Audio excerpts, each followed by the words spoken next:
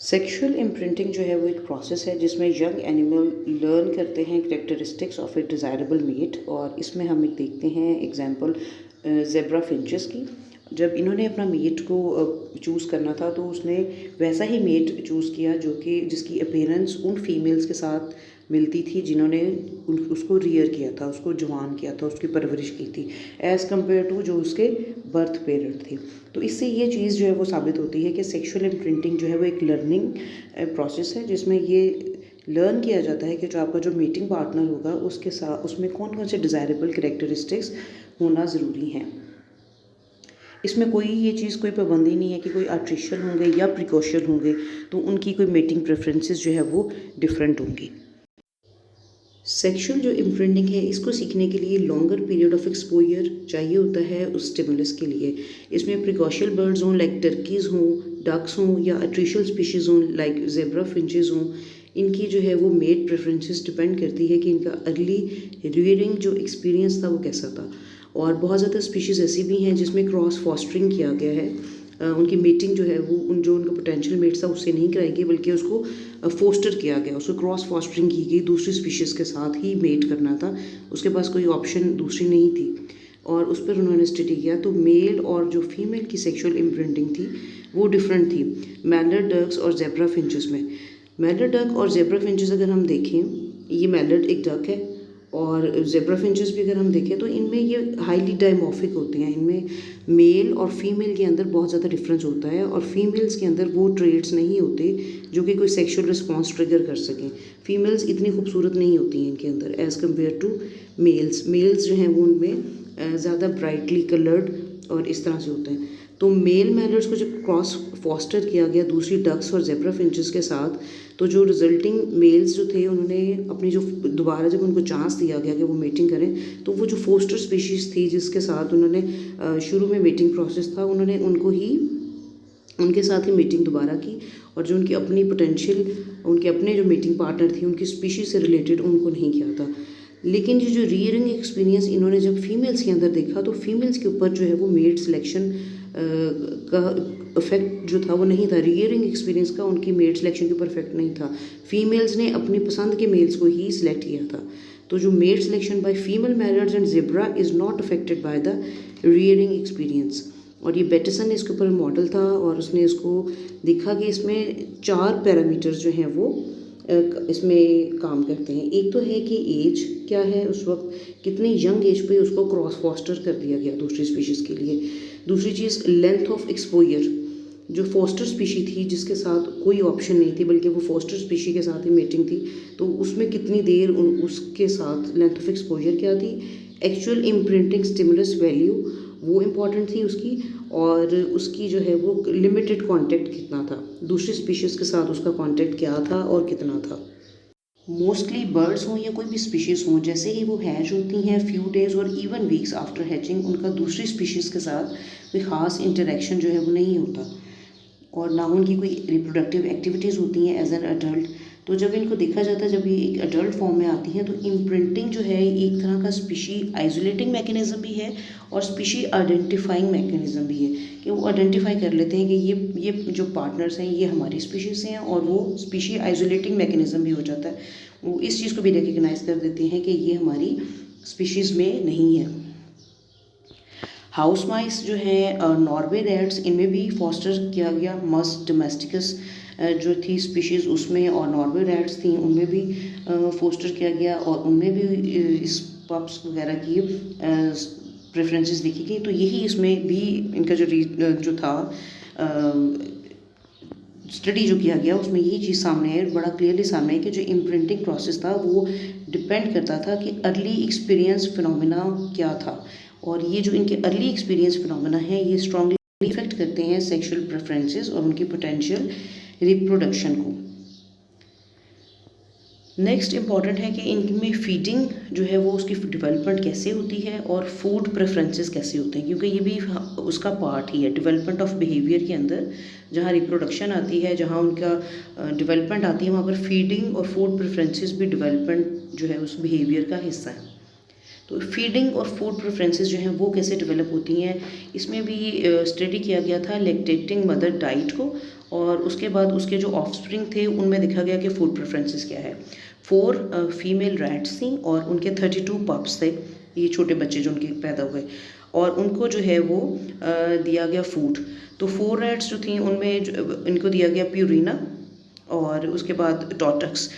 से बना हुआ था, और पप्स जो है उनको भी जो है वो प्यूरिना चावो दिया गया और टॉटक्स 2 फूड्स दिए गए। तो अब जब इन्होंने इनको देखा, इनके पप्स को स्टडी किया,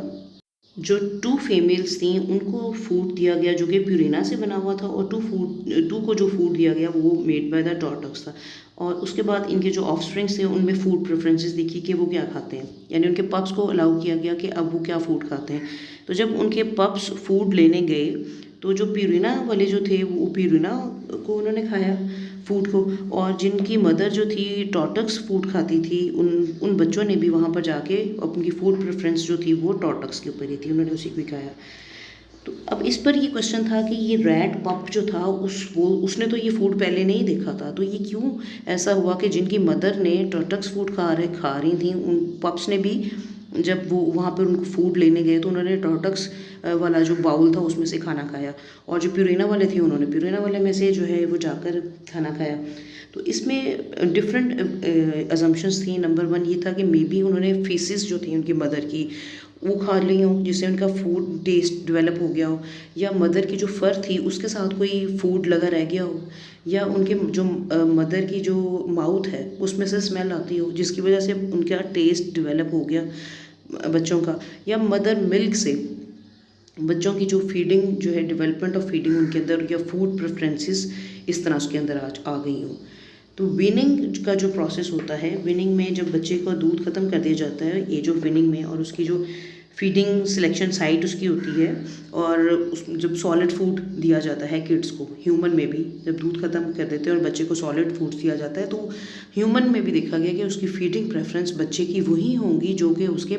अडल्ट्स की हैं। उस वक्त अडल्ट्स जो खाएंगे बच्चा उस चीज़ को ज़्यादा शौक से खाएगा। तो रैट्स में भी ये देखा कि जब उन्होंने अपना दूध वाला मिल्किंग स्टेज छोड़ दी और जब वो विनिंग पर आया और जब वो इंटरेक्ट करते थे दूसरे एडल्ट्स के साथ, तो रैट पप्स ने वही फीड खाया जो उनके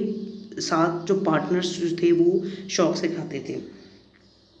और अगर उन पप्स को रियर किया जाता और उनके जो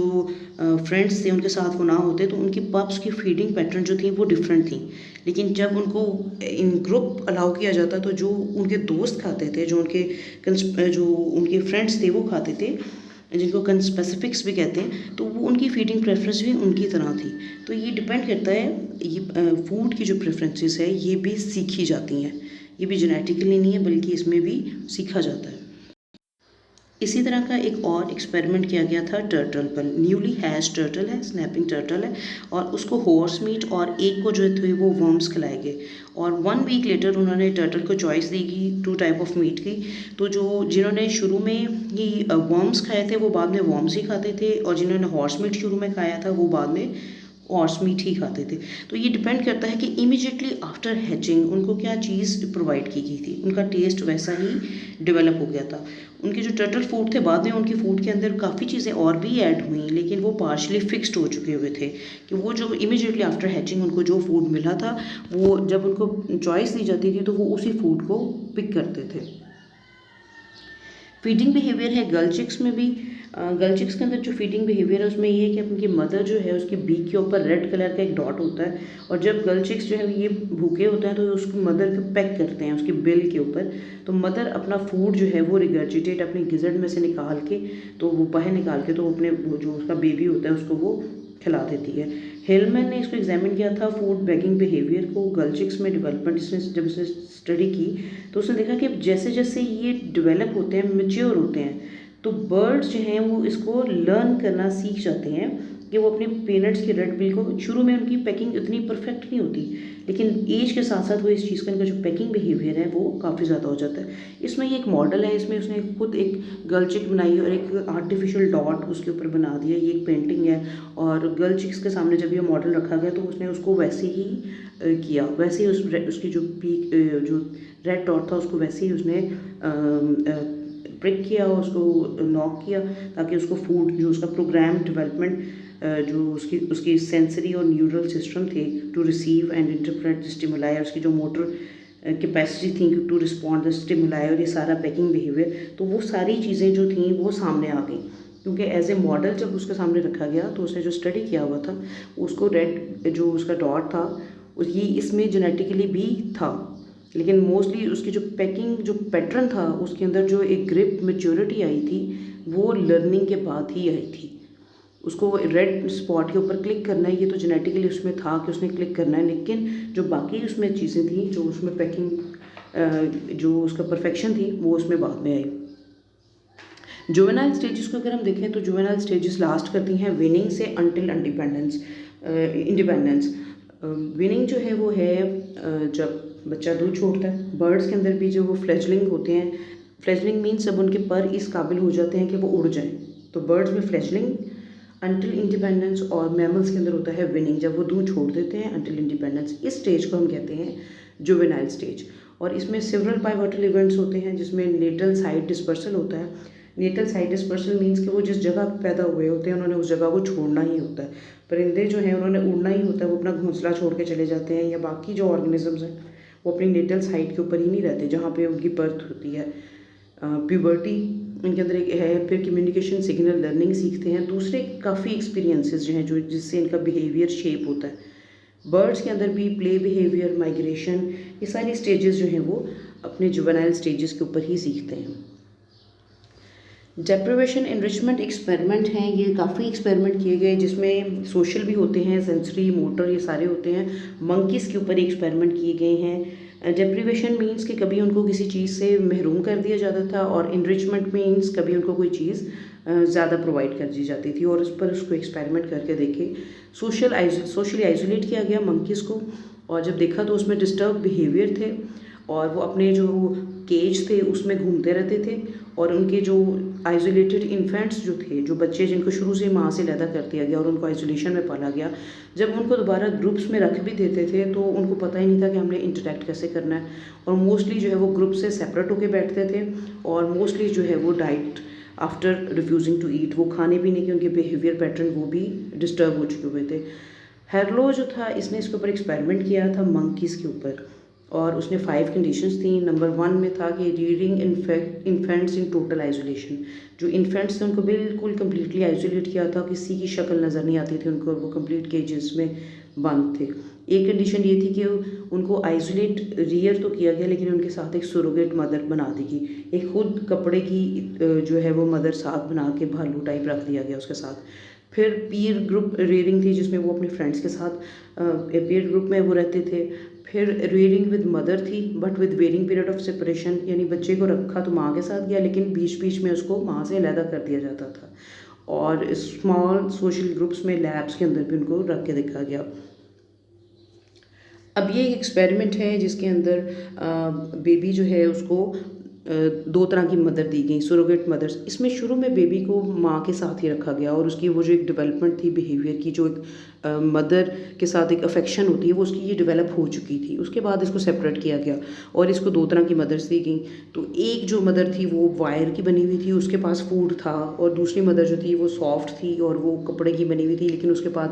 फूड नहीं था। तो मंकी जो है वो फूड लेने के लिए तो उस मदर के पास जाता था, वायर वाली जो मदर थी, लेकिन वो वापस आके जब उसको शेल्टर चाहिए होता था, जब उसको अफेक्शन चाहिए होती थी, तो वो क्लोथ मदर जो थी, जो कपड़े की जो बनाई हुई थी मदर, उसके साथ वो जाके चिपक जाता था। और ये भी इन्होंने देखा कि जब भी उसको अपने केज में वो जाता और उसको कोई थ्रेट या कोई बेल या कोई साउंड अनएक्सपेक्टेड उसको सुनाई देती, तो वो दौड़ के अपनी माँ के पास, जो सुरोगेट मदर बनाई हुई थी, वो उसके पास जाके तो छुप जाता था। ये डिफरेंट एक्सपेरिमेंट्स इन्होंने करके देखे, और ये भी देखा इसमें कि जो रेसेस मंकी होती हैं उनमें ये चीज़ बहुत ज़्यादा देखी गई कि जब उनको उनके इन्फेंट्स से अलहदा कर दिया जाता है, या ऐसी फीमेल्स जिनको बिल्कुल सोशली आइसोलेटेड रखा गया, तो जब उनके फर्स्ट बेबीज़ जो पैदा होते हैं, जो उनका पहला बच्चा जो पैदा था, तो उनकी वो इंटरेक्शन अपने पहले बच्चे के साथ प्रॉपर नहीं थी।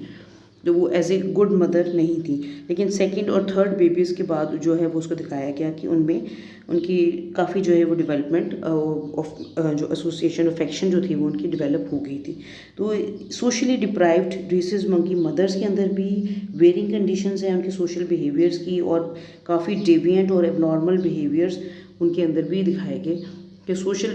बच्चे की अपनी माँ के साथ जो रिलेशन है, अगर ये शुरू में डिस्टर्ब हो जाता है और बच्चे को अलहदा कर दिया जाता है माँ से, तो इसके बहुत ज़्यादा बुरे साइड इफ़ेक्ट्स होते हैं, मदर पर भी हैं और जो बेबीज़ हैं उनके ऊपर भी हैं। इसमें एक इम्पॉर्टेंट चीज़ ये भी स्टडी की थी, साइंटिस्ट ने हेरलो ने ही इसको स्टडी किया था और इसके जो एसोसिएट्स थे उन्होंने इस चीज़ में देखा कि जो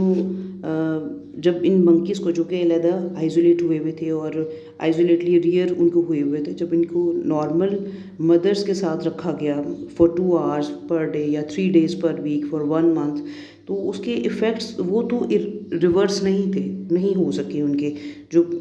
अर्ली सोशल आइसोलेशन की वजह से थे, वो कुछ हद तक उनके बेहतर हुए, लेकिन वो फुली जो थे वो इरिवर्सिबल तो नहीं थे। और दूसरा जो थे वो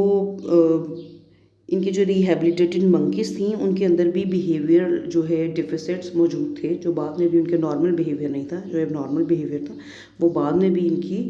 लेटर इन लाइफ भी शो होता रहा। वो जो उनकी अर्ली लाइफ में जो महरूमियाँ थी जिसकी वजह से उनके बिहेवियर के ऊपर इफ़ेक्ट आया था, वो काफ़ी हद तक नॉर्मल हो गया रिहैबिलिटेशन जब उनको दी गई, लेकिन उनके अंदर फिर भी बिहेवियर डिफिसिट जो थे वो देखने में आए।